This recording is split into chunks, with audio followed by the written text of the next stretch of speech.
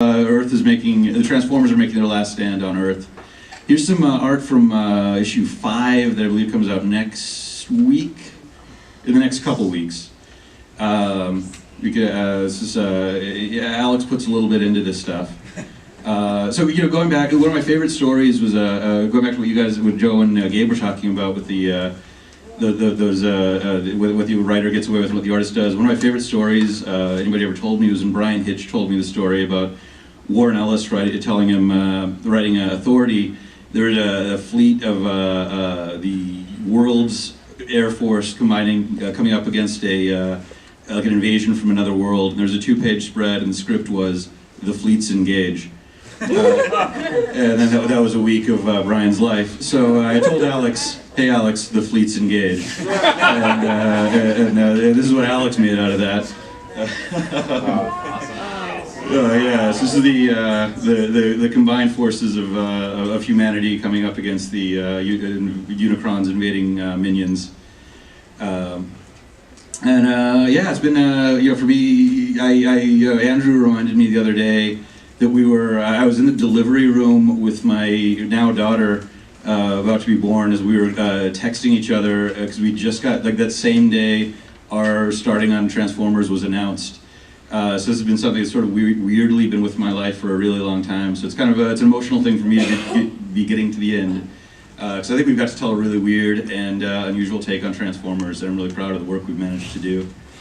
Tissues. Yeah, thank you. You're welcome. We have this awesome cover by Sarah.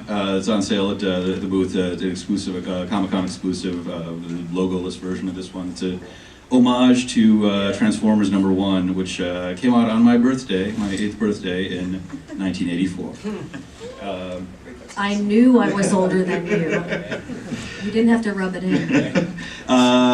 So as this all comes to an end, Optimus Prime 25 will actually, this will be the epilogue, kind of the epilogue of the whole thing, or at least my whole part of the story.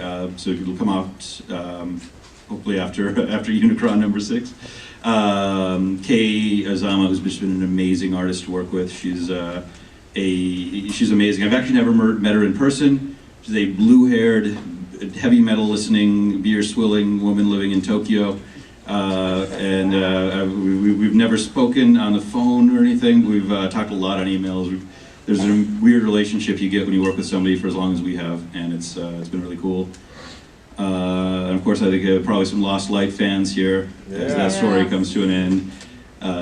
It achieved something. James Roberts and Jack Lawrence are bringing their story to the end, and it's a real.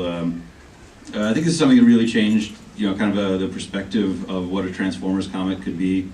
I think really, just talking to all the fans and everything has really affected a lot of people, myself included. In a lot of ways. I mean, this is going back to some of the milestones we hit. I mean, the first time we had 2 Transformers say "I love you," like that was in this book. It was in More Than Meets the Eye, which is the predecessor to this book. But it's going to be. I'm going to miss this one too. So this would have been a lot better if I'd been bouncing off of Alex. So go talk to Alex and Artis Alley and ask him where it was. Speaking of milestones, coming soon. Any Ninja Turtles fans? Yeah. All right. Starting in April was City at War, the countdown to issue 100 of Teenage Mutant Ninja Turtles. The IDW TMNT series is already the longest running Turtles comic, and issue 100 is going to be a massive milestone issue. A lot of stuff's building to it right now. If you're reading the macro series, the double-sized issues about each of the Turtles that have been coming out. This is another. I always say, I always genuinely qualify it with this, with the exception of Usagi Yojimbo. I think our Ninja Turtles comic has been consistently the best monthly comic in the English language. I think for the duration that it's been coming out, it's been such a great series. Kevin Eastman, of course, is still very involved in the series. Tom Waltz writes it. Bobby Cornell co-plots it with him, and David Watcher and Mateus Santaluco will be doing the City at War story. Mateus will be coming off of Shredder in Hell, which is coming before that and is part of the lead into it. Shredder's dead, and the story has just begun. Vida, we're doing Magic the Gathering, returning to comics. Vida and Harvey Talabo are new. The cover here is by Ken Lashley, but maybe you can tell us a little bit about your involvement. You've been involved in this longer than I've been at IDW this time, so. Is that true? I don't know if that's true. Yeah. I just got to see some of the pages from issue 1 from Harvey, because he's hard at work and they blew my mind. There's going to be, and I quote him, a lot of fire. I've been a fan of the franchise for like 16 years, and so when IDW and Wizards of the Coast reached out, I was like, oh yeah, I guess I'll, sure, why not? And then they told me it was going to be a Chandra story, and I flipped out. For anyone that doesn't know who Chandra is, she is exactly what you see here. Right? Her personality is just that. She's very explosive, very fiery, very loud, and she gets in your face. She likes to set stuff on fire. She likes to do it really close up. And this stuff, I can't go too much into like the plot stuff. Because I signed a contract that said I can't. But it is a story about Chandra having to deal with all of the universe-ending stuff that is constantly happening to her. Right, so, you read a lot of comics and every other day Unicron is eating this planet and Galactus is doing this, and then there's a snapshot, and then there's this. And we don't really think about what happens to the people that fight against that. Well, this series is about that, but it's turned up to 11 because she sets things on fire. So one of the cool things that they let me do too is, so again, if you don't know anything about magic, that's cool. Welcome, and please pick up this book. There are multiple planes, so their universe is expansive in a way that only maybe like Sliders, and I'm dating myself here, lets you understand. But if there's a genre, there's a plane for that. So there's like a horror plane, and there's like high fantasy and cyberpunk, and they let me play with all of them. So you're going to see someone that sets things on fire walking through places that probably shouldn't be set on fire. It's a lot of places. It's all places, really. But yeah, we're going to go back to some locations that we haven't seen in a while in the general kind of franchise, and then, we're going to hit some stuff that isn't necessarily new, but it's going to look more from her perspective, because this is from her perspective. If you can imagine kind of like, to me, I think of her as like a Peter Parker, like Gambit-y, very quippy kind of person, going through some real intense stuff. So that's what I got for you. Awesome. I'm going to interrupt just a moment, John. Sorry, I've done this a lot, and I apologize. If you don't know Vida's work, she writes The Wild, and she is the real deal. She's a phenomenal writer, so I'm looking forward to this. The Wilds is real.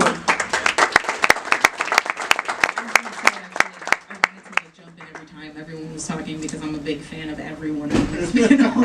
I'm like, that Femme Magnifique book has a story about Octavia Butler, who is one of the most important writers ever, so you should pick that book up. And if you haven't read Copra, I haven't been this excited about a teen book since, Ostrander's Suicide Squad. So, and of course, Lock and Key, one of my favorite comics of all time, and the sword book. No. I don't buy things in singles, but I buy that in singles, and I'm going to buy the trade as well. So, thank you very much. This panel is where it's at, and then I snuck on. Also, Harvey is incredible, and you guys should go and find his other work as well. I know you're going to buy this, clearly, but yeah, everything that he touches is just gold. It's just magic. He's incredible. It literally is magic in this case. Well, how did I miss that? Oh, man. We needed a rim shot. I gotta go.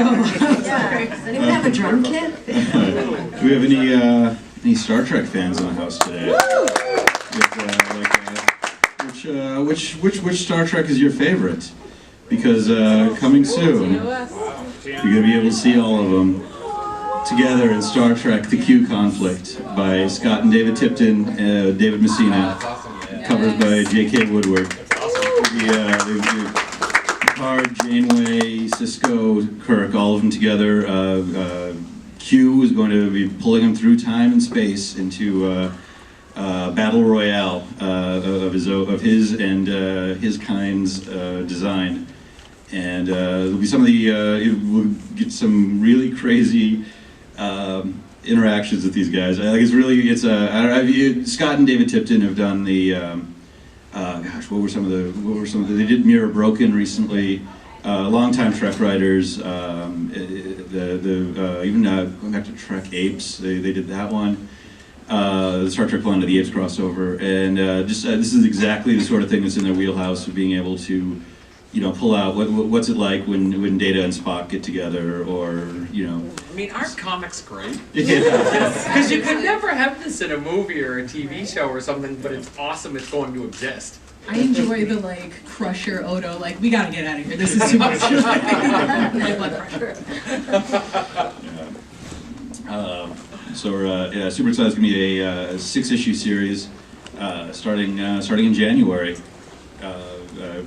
Celebrating again part of our anniversary. I don't know if you guys heard, we're doing some books with Marvel. We're doing the Marvel books aimed at kind of the next generation of fans, as we like to say. And I was over at the Marvel offices day before yesterday. It's super exciting. We're putting together. If you know me, I used to work at Marvel. I was an editor there for a long time, and I'm a huge Marvel fan. I didn't wear my Spider-Man shoes today, but I have 2 different kinds. I did wear my Zelda socks. That's neither here nor there. That's not a hint at anything. Yeah, really. Here's a nice cover. The line is going to be called Marvel Action. Marvel Action Spider-Man is going to be our debut series in November. Here's a nice cover by somebody up here, I believe. I remember drawing that spider web, so I'm pretty sure it is. Yeah, it sticks in your mind. Sorry, Delilah Dawson and Fico Ossio are doing that one. Here's a Fico. Now, again, the cool thing that I think we're doing, the thing I'm super excited about this book, besides just doing it, is we're focusing not just on Peter, but on Miles and Gwen.